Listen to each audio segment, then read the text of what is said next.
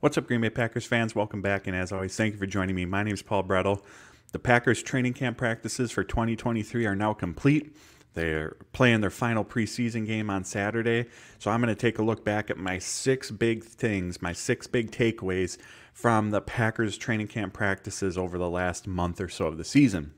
But before we dive into that, as always, hit like on the video, hit subscribe on the YouTube channel. I greatly appreciate it. You can follow me on Twitter at Paul_Brettel. You can find all my work over at Packers Wire. So let's dive in. Of course, there are a ton of things that took place, but I wanted to take a step back, a 30,000-foot view, and dive into what my six big things are from practices over the last month. And number one, the Packers, they can win some games with Jordan Love. Now, just because they can win games, of course, doesn't necessarily mean that they're going to either. After all, Aaron Rodgers went 6-10 in his first season as a starter. But Love has shown the ability, he's shown the skill set to be able to lead this team to victory. Throughout the offseason, Matt LaFleur has talked about the process, and that their emphasis with Love right now has been about doing the process right, doing it consistently, and eventually the results are going to follow. Well, the results have been following, especially over the last few weeks. I asked Love after practice on Tuesday about the process specifically. Again, something that LaFleur has referred to often when speaking about Love, and where he feels that he's most improved in that aspect of it. And the process is basically everything that from being in the huddle until the ball leaves Jordan Love's hands and everything in between. So I asked Love about that, and he said that just his comfortability in what he's asked to do, where he needs to go to the ball, getting protection set along the offensive line pre-snap, identifying what the defense is doing, that's where he feels he's made the biggest strides this summer. And again, we're seeing those results. He's getting the offense in and out of the huddle quickly and efficiently. He's throwing in time and in rhythm. You can see him going through his progressions. He's playing with a good base in the pocket, sound footwork. He's checking a lot of those boxes that have to be done correctly in order for the play to end up being effective. And what's been most promising, I would say, is that for the most part, he's been able to take care of the football. He struck a really nice balance of knowing when to fit a ball into a tight window, when to try to push the ball downfield, and when to continue to go through his progressions and maybe just take the check down or the play in the flat that's there for him. He struck a really good balance with that. He's taking care of the ball really well. He's also shown the ability to throw guys open. Like I just mentioned, he's been able to fit those passes into tight windows. He's been able to connect with guys downfield. And he's also been very calm and in the pocket, even when things are breaking down around him. The pocket's collapsing a little bit. He's still able to stick to that process and navigate his way through it. So all of that is a recipe for success. Again, doesn't necessarily mean it's going to translate to wins. There are absolutely still going to be ups and downs for him. There are probably going to be some turnovers that are going to be experienced, but we've seen from Love in his body of work in training camp and in the preseason games, someone who can lead this offense to victories this season. Secondly, the speed and versatility of this offense. This is something that I've talked about since before training camp began, but it was just even more evident, watching these guys on the practice field each and every day. From a speed aspect, Christian Watson, Jayden Reed, they both can run sub 4.40s. Luke Musgrave, in what was a very deep and athletic tight end class, was one of the fastest tight ends in the class. And during one of the practices, training camp practices, Matt LaFleur said that Musgrave actually clocked in as the fastest player on the football field in terms of miles per hour. We've seen him lined up on the boundary, going up against cornerbacks. We've seen him even get some touches on jet sweeps as well. So just a mismatch nightmare for defenses with that size and speed that he brings. And then Romeo Doubs, not the blazing speed that Jayden Reed and Christian Watson have, but he has the ability with his route running to run a variety of routes, create separation, and he just knows how to get open. From a versatility standpoint, again, I just mentioned with Luke Musgrave specifically, he can line up on the boundary. They've used him on jet sweeps. Obviously, he can line up from the slot in line. Tucker Kraft can line up in the slot in line. The running backs, can make plays out of the backfield. You'll see Jones and Dillon in the slot and out wide. The receivers, Jaden Reed, he's primarily played in the slot, but his experience in college is on the boundary. The Packers have the option to move him there. Romeo Doubs, Christian Watson, Samori Toure, any one of them can be moved from inside and out. It really feels like watching this offense, and as different players get subbed in and players get moved around from play to play in these practices, that there's just a limitless combination of routes and play designs and formations that the Packers have at their disposal. And all of that plays into the illusion of complexity that we hear Matt LaFleur talk about. In short, what that means is it keeps defenses guessing and off balance. And it does so by the offense being able to run a variety of plays from just a few personnel groupings. And essentially what that does is it creates mismatches for the offense to be able to exploit. So there's a lot of inexperience within these position groups, as we know, excluding the running back unit. But that speed, that versatility, it's really going to open up the playbook for Matt LaFleur. The scheme itself, the ability to create those mismatches, get guys in space, will hopefully do some of the heavy lifting in terms of helping this offense move the ball down the field again by being able to get those guys in space. So the speed and versatility of this offense has definitely stood out.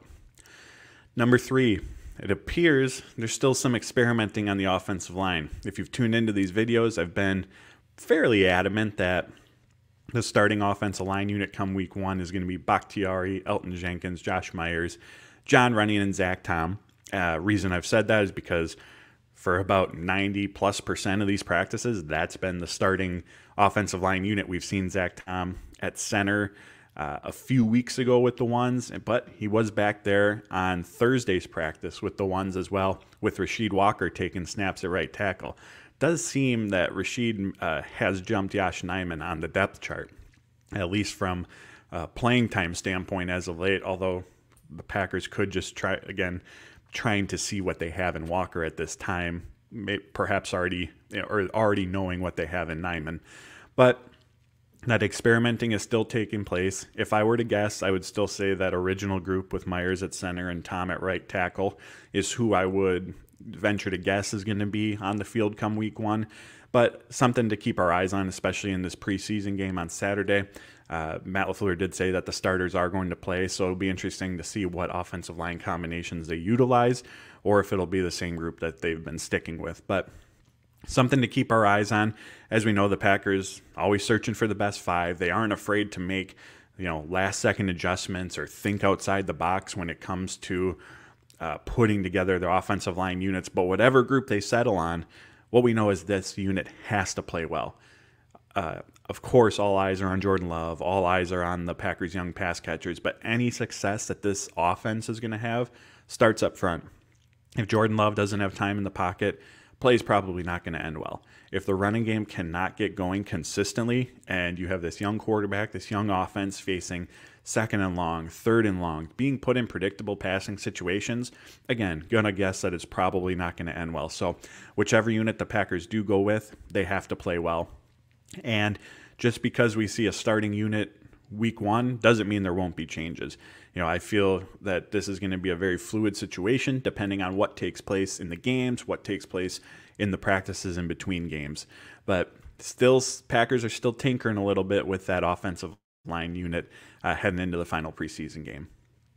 Takeaway number 4, front 7 has been very, very good. I've been really, really impressed with this unit as a whole. The interior defensive line, Devontae Wyatt, TJ Slayton, they look like they've made some big leaps going into their respective 2nd and 3rd seasons. Kobe Wooden, Carl Brooks, the rookies, have made an impact right away. Jonathan Ford, Matt LaFleur said it best. He's upped his game. He's someone who has consistently made his way into the backfield as a run defender here in training camp. And the overall speed of this unit just looks so much faster than in years past. Their ability to penetrate gaps quickly, flow sideline to sideline with the ball carrier or with the quarterback if they're moving out of the pocket, just looks like a much faster unit. And the depth of this group compared to years past looks much improved as well. And with TJ Slayton taking a lot of those nose tackle snaps now, and with his role greatly expanding, we've seen Kenny Clark more at defensive end, and that's a good thing because Kenny Clark at defensive end means more one-on-one opportunities, and that, of course, is always a good thing. So we know that we need to see this group perform in the regular season when it matters, but I've been really impressed with the interior defensive line. The edge rushers, this time a year ago, this was one of the bigger concerns that I know many had on this Packers team, just the depth of the unit. And we saw why once Rashawn Gary's season was cut short due to his ACL injury. They struggled to consistently get after the quarterback without Gary. This was a position group that did not hold up well against the run. However, here we are now, and the depth of this unit has improved drastically. Obviously, Rashawn Gary's back at practice in team drills, which is, of course, a good thing. They added Lucas Van Ness to the mix. Justin Hollins now has a full offseason in this Packers system. Enagbare has appeared to have taken a year two leap. And even guys on the back end of the roster who, like Keyshawn Banks, Aaron Mosby, practice squad guys, are consistently making some noise. Brenton Cox, fighting for a roster spot, has come on strong as of late. So Matt LaFleur said it best. There's a ton of potential within this position group, and we've seen it take place, especially over the last 2 weeks. This group has been relentless in getting after the quarterback. The linebackers, I feel like this position group hasn't been talked about a ton overall in training camp, and that's probably because there hasn't been anything super flashy from them, but they've been really, really steady, filling gaps in the run game, getting to the boundaries to stop the running backs from turning upfield. In coverage, this group as a whole, again, even the second unit, McDuffie, Wilson, with Quay Walker and Devondre Campbell as the starters, in coverage, they're just always seem to be around the ball. And if they are giving up completions, they're right there to limit the yard after catch potential. So just a really, really solid and strong performance from the Packers front seven. As we all know, this is a unit that has to play better as a whole this season. Green Bay ranked 22nd in total pressures last season and 28th in yards per carry given up. Number 5, Rudy Ford has emerged as the starting safety next to Darnell Savage. I did a whole video on this conversation that you can find. I think it's the next most recent one after this one.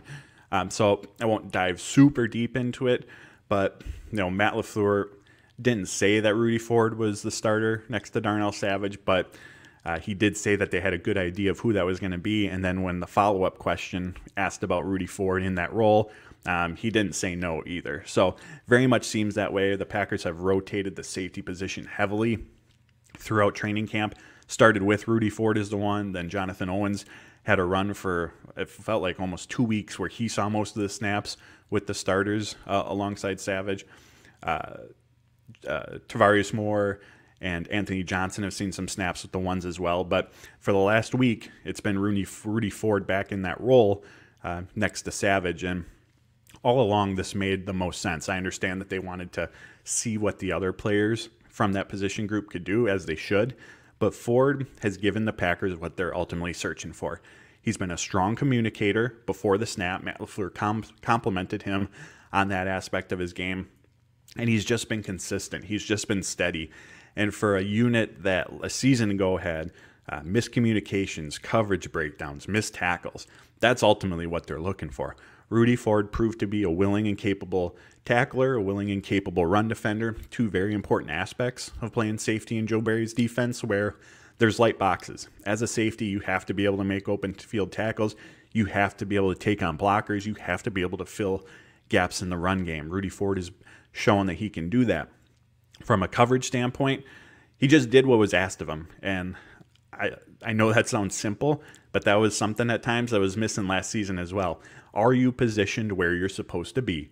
And more often than not, Rudy Ford was. And we saw that lead to some takeaway opportunities. He came away with 3 interceptions. He had a fumble recovery last season. So for all those reasons, it has made sense that Ford was going to be the one starting next to Savage. And it looks like we've seen those abilities that he has shine through here in training camp, because, like I said, it appears that he's going to be the starter next to Savage come week 1.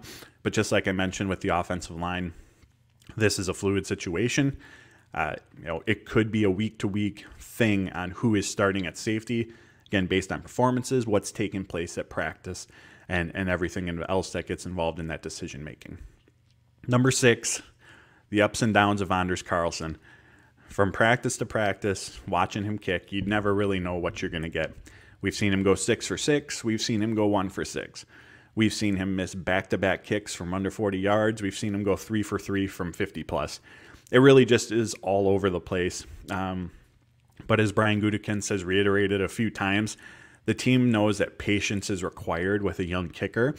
And from the sounds of it, the Packers have every intention to give him that opportunity to work through those growing pains. Last Friday, when meeting with the media, Rich Bisaccia listed off 5 kickers, including Anders' brother Daniel Carlson, that he's worked with throughout his career, who had inconsistent starts to their career. So the Packers know that this is a part of the equation with a rookie kicker. When they first drafted Anders, Brian Gutekunst talked about Bisaccia's track record with kickers in terms of helping them navigate those ups and downs that they have early on. And really what Carlson needs right now, like any young player, is reps. And that's a big reason why there wasn't a second kicker brought in to compete with him this summer, because there's already such a finite amount of time that these guys have in practice to kick field goals. You know, at most, they're kicking 6 times within a practice, and they don't even kick every practice. So now if you have 2 kickers in, all of a sudden, over the course of, say, 14 practices, Carlson goes from 6 attempts in those 14 practices to now just 3. You know, that's a lot of attempts that he's not getting, but that he very much needs as a young player. So that aspect of it, the reps part, and also, again, knowing that patience is required, those are the 2 big reasons why the Packers have not brought in someone to compete with him. And again, they're not going to for the time being. They seem more than willing to weather the storm that's going to come with the ups and downs of relying on a rookie kicker in hopes of finding out, can Carlson be the guy that we're going to rely on long term? And from a positive standpoint, I'll say, you know, in the midst of that inconsistency, one of the things that Bisaccia has talked about since the draft, when they selected Carlson, and even as recently as last week, is his ability to bounce back, his mental makeup, as Bisaccia calls it. And that's been on display. Like I mentioned at the start, he might go 1 for 6, but he could come back going 6 for 6. You know, he doesn't seem to be terribly affected or by those bad performances where it carries over and then snowballs and affects the opportunities that he has after that. And obviously as a kicker, having that short memory is a really, really important aspect. He's also got a very, very powerful leg. I mean, he's had some kicks. There was, I think it was in the preseason game against New England, he hit a 52-yarder, I believe, and that would have easily been good from 60 plus. So you see the positive traits, characteristics that the Packers have talked about with him on display. It's just about harnessing that power, that ability to bounce back, and getting more reps to find that consistency. So there you have it. Those are my 6 big takeaways from the Packers training camp practices, which are now complete. They have their final preseason game on Saturday against Seattle. Roster cut downs. They have to go from 90 to 53 players by Tuesday the 29th. As always, I appreciate you tuning in. Hit like on the video. Hit subscribe on the YouTube channel. I greatly appreciate it. You can find all my work over at Packers Wire. Follow me on Twitter at Paul_Brettel. And until next time, friends, take care, stay safe, and as always, go Pack, go.